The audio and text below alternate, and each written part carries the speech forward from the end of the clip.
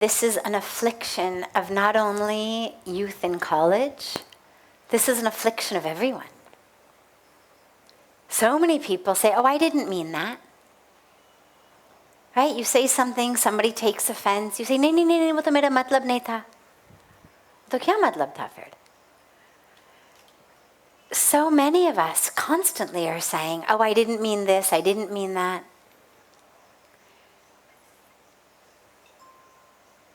Our words are a very precious power. This varni, this power of speech, is a great power. And it's not something to take lightly. We have become just habitual talkers.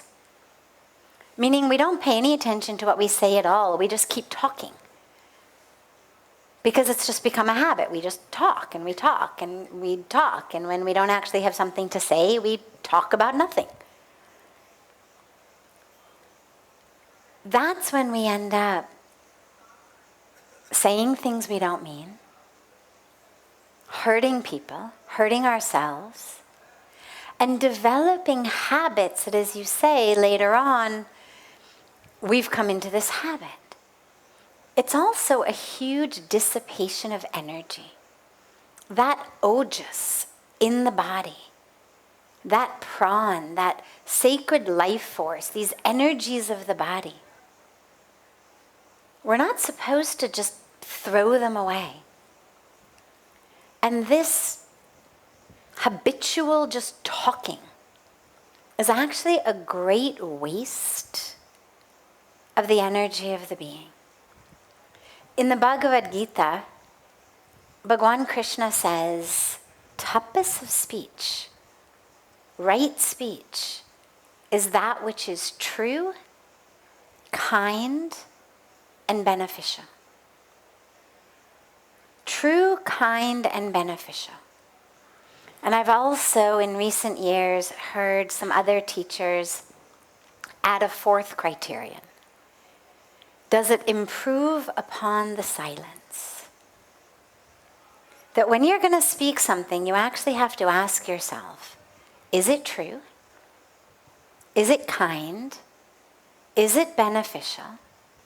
And does it improve upon the silence? And if any of those four answers is no, well, then we have this great gift of being silent. Silence is not a weakness. Silence does not mean कि कुछ है ही नहीं कहने का. Silence is a strength. Like fasting. Fasting is not a weakness. Fasting doesn't mean that I can't figure out what to eat. Fasting is a strength. It means that even with the call of my body saying eat, I've made a decision. I'm fasting. In the same way, when from inside it's saying, say this, say that, say this, and we are choosing silence because we know that what we're saying isn't true, kind, beneficial. That's a great strength. Now, in college, but also amidst any kind of social situation, there's, as you say, vocabularies. There's words that get used, slang words, colloquial words, profanity. And as you say, you don't mean it in that way. But what you'll find is, sadly, it does become a habit. It's an impression upon us. Because when you say something, you're listening to it as well. You're hearing yourself say it, which means that you now, on a very subtle level, identify as, yeah, I'm someone who talks like that. And that becomes a very detrimental self-identification. You mentioned, when I'm with my friends, we don't have any control over what we say. So, you're a spiritual young man. I've had the wonderful joy of seeing you here for the last several days. You're a really beautiful spiritual young man. don't let yourself off the hook quite so easily of just, well, it wasn't in my control, I have no control. That's a really detrimental pattern to set up for your life. Because if you tell yourself now, well, when I'm around my friends, I don't have control over my vocabulary. Well, then what's to say you don't have control over what you drink, or what you smoke, or what you eat, or what you do? I mean, then these become excuses throughout our lives of, yeah, I did it because I was with those people and they were doing it. Sab pee rahe the. Pina to pada. And it just ends up becoming these ways of thinking that who I am is just part of this group. Groups are wonderful. A sangha is wonderful. It's very important. But you need to maintain your own values in that sangha. And in the same way that if you're a pukka vegetarian and they're eating meat, you're not going to say, well, to khana pada, I had to eat it, I had no control. Everybody was eating hamburgers. You would say, I'm a vegetarian. In the same way, let your speech become vegetarian. And if anybody likes you less because you're not using those vocabulary, they're not really friends to begin with. You don't have to become the guru of the group. I'm not saying you should start telling everybody else what to say. Don't say anything. They're not looking for a guru, don't become theirs. Don't worry about it. Be their friend. But at least you use words that are in alignment with your own values.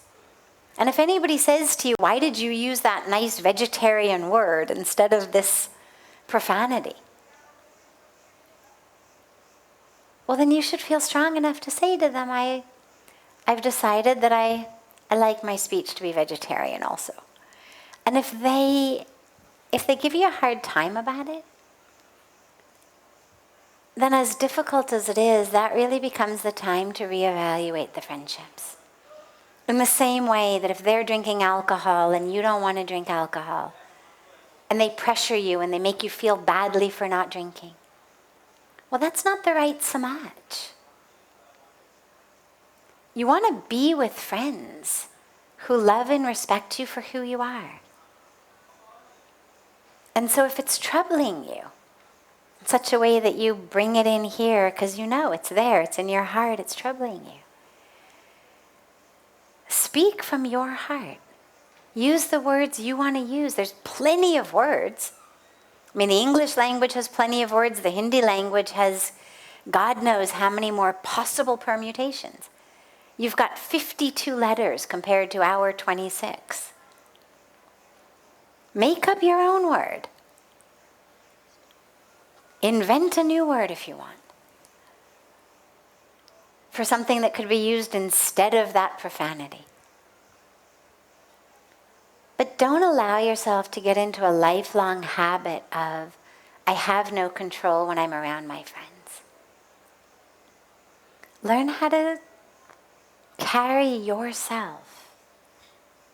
Otherwise, those habits become your character. And your character becomes your destiny. So you're literally starting to create a destiny. Words are things. Words are not just words. Words are an energy put out into the universe. There's a power to them. This is the power when we talk about the power of mantra. Well, it's not just what the mantra means. I mean, if you look at actually the meanings of most of the mantras we chant, most of them is basically just, oh, divine in this form with this name, I bow to you. That's pretty much the translation of almost all of the mantras, or different forms of the divine. But oh, divine in this form, fill in the blank, I bow to you. What's powerful about them is that alchemic power of the sound, the power of the word. That power of the word is huge. Grab it, use it. Don't find yourself out of control. So if you're finding yourself in a situation where you have to keep speaking just to keep the other person from speaking, I would reevaluate the friendship. If you're in a situation where you're looking for a way to make the other person essentially stop talking, that might be a really good moment to ask yourself, why am I even in this relationship? If I have to essentially overshout them, take back the control of this conversation, why are you wasting your time anyway? And by the way, just because someone's saying something doesn't mean that we have to respond or react. Let them speak. If you've got to be there, when they're done, you respond in your way of peace, love, truth, whatever you're anchored in, your values. But don't get yourself in situations where, because of some sense of responsibility or out of controlness of the relationship, unko chupana padega. These are not relationships you want to hold on to. Jahan chupana padega kisi ko. You want to be in relationships with people you want to listen to, not people you want to shut up. Okay? Yeah. Find yourself some good friends.